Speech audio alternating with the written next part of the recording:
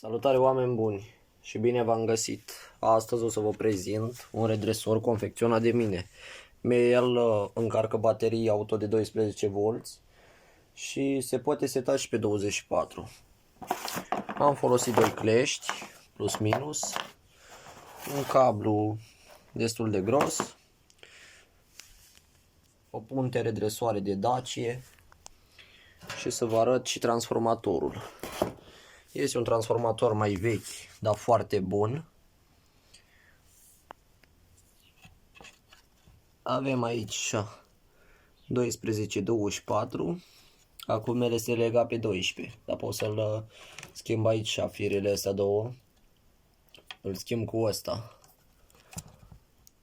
ca să-mi dea 24. Mai am puțin de lucru la el, dar el merge, încarcă super bine. Sănătate și numai bine.